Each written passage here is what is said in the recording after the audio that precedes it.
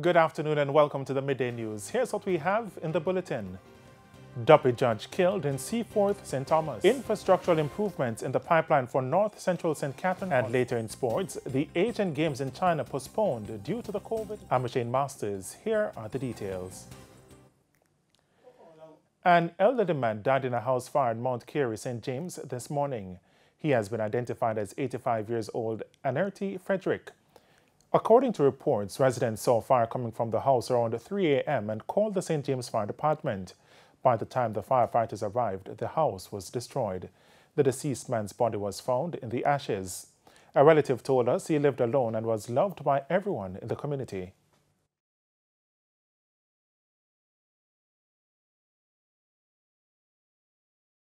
If he feels sick or anything, he always go to his son and complain about his feeling, and they would take him to the clinic or take him to the hospital.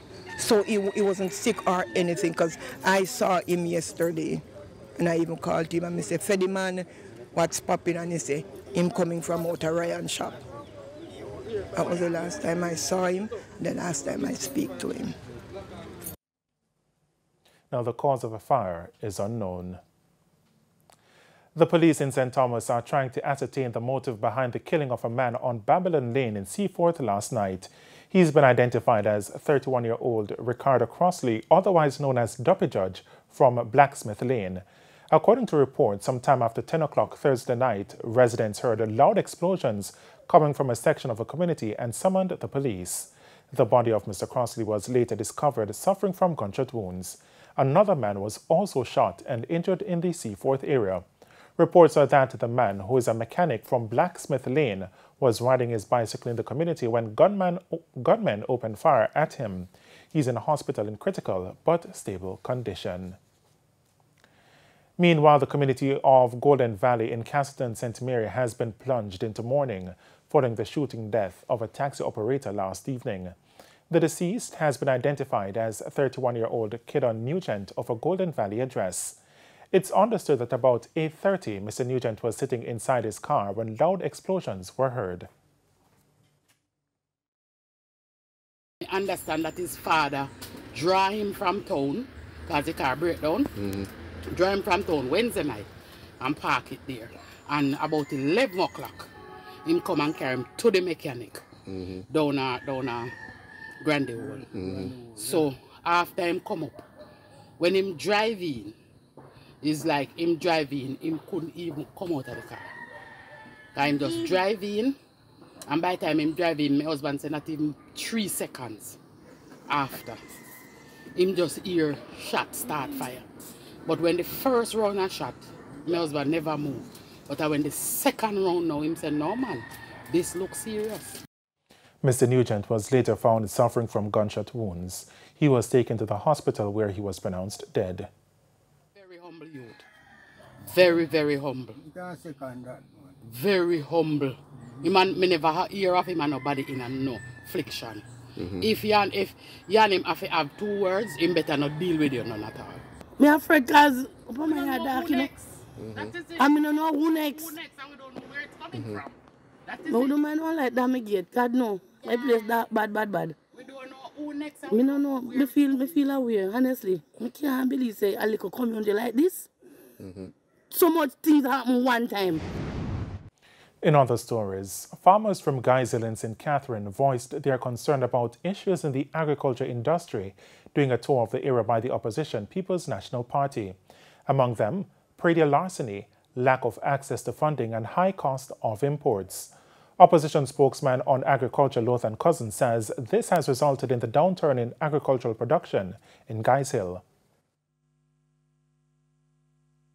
A few years ago, the Guy's Hill community was the leading producer of Irish potatoes.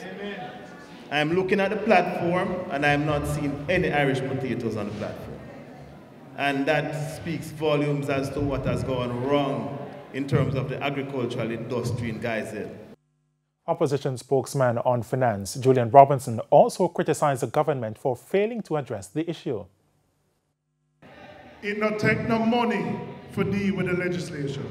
We have said to the government, you need to increase the fines under the Farm Produce Act from $250,000 to $5 million. Because you have to send a signal to the two-foot thief that you're going to clamp down on them. That don't take money, that take leadership and will.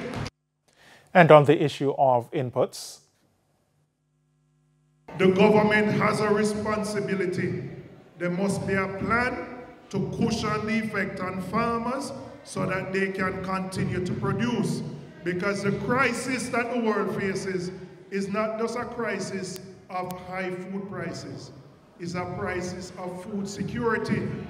We may get also calling for a mechanism for small farmers without capital to access funds, which he believes will improve farming in Jamaica.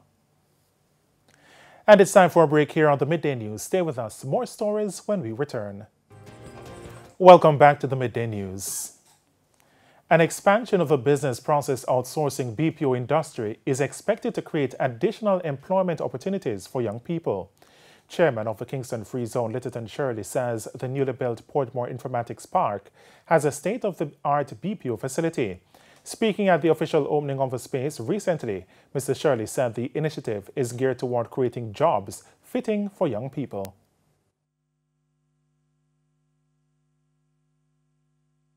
This cadre of young people have consistently displayed the right aptitude for this technological field.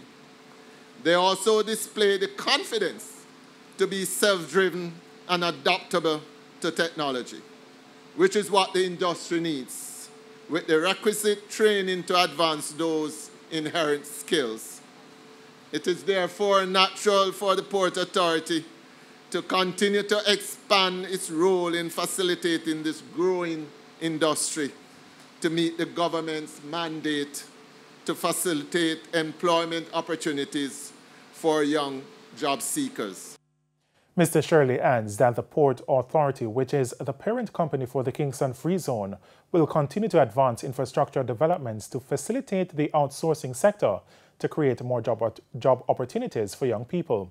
Now, with the new expansion, the Kingston Free Zone company has acquired 157,000 square feet of additional space that will allow its client base access to the labor pool of the growing port. The Ministry of Justice says it continues to offer virtual sensitization sessions to justices of the peace to increase their capacity and refresh their knowledge acquired from training at the Justice Training Institute. During his sectoral presentation in Parliament on Wednesday, Justice Minister Delroy Chuck says just over 3,103 JPs benefited from these sessions. These JPs, Madam Speaker, serve the communities, the rural communities in particular, in a tremendous way. Many pensioners, many unemployed, many persons depend on the JPs for these services. I do not deny, Madam Speaker, that there are a few JPs who have gone astray because they have been taught, they have been sensitized that they are not to charge. But you do have a few, less than 1%, Madam Speaker, who take advantage of the contact and provide service and are charging. It is actually unlawful. The Justice Minister also revealed that every parish will have an association for justices of the peace soon.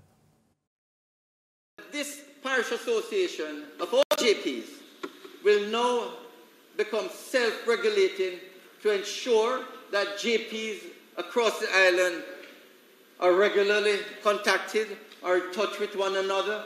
Those who are going astray, that they can be brought back into the fold. Because yes, a number do go astray, but the parish associations hopefully will be utilized so that they can be in regular touch with all the JPs. Members of the political and clergy leadership in Westmoreland have raised some of the issues they feel need to be addressed if the parish is to progress. Among the lingering concerns, skin bleaching among young people. Sandy Williams has more. The people of Westmoreland were officially presented with this new public Wi-Fi facility in Savannah Lamar. The facility was installed by the Universal Service Fund, and it is hoped students in particular will use the internet to improve their studies. Two members of the local leadership in Westmoreland used the occasion to address some of the issues facing the parish.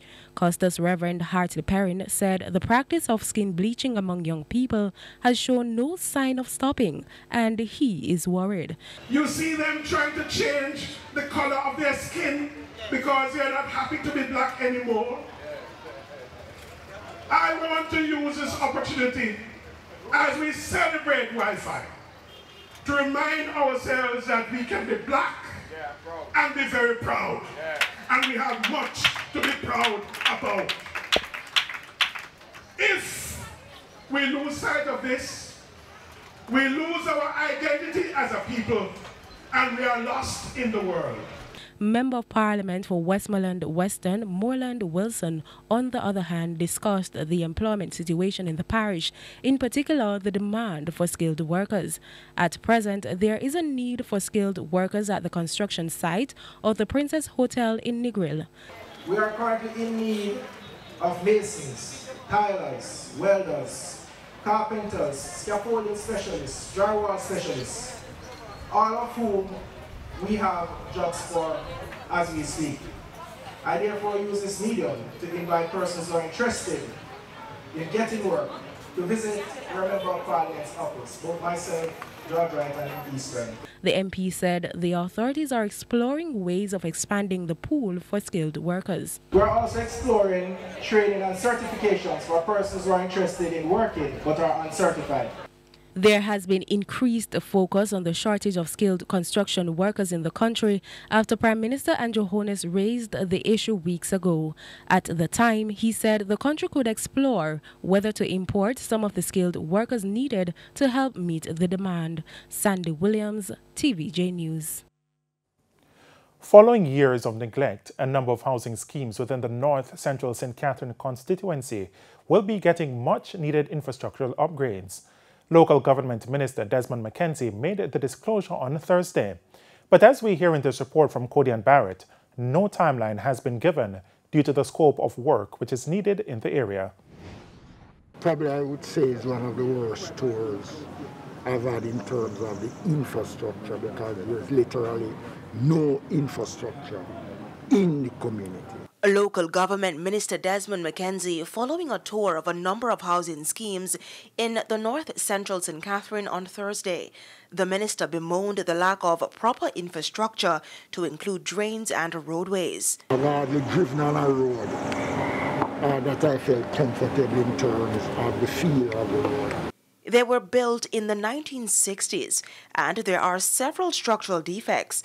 The minister says a meeting will be held with the National Works Agency, NWA, and the St. Catherine Municipal Corporation to fix them. It is difficult for those persons who have made those investments into their homes now at this stage of their lives to try to pack up and to go somewhere. But the government is committed in assisting and doing as best as we can.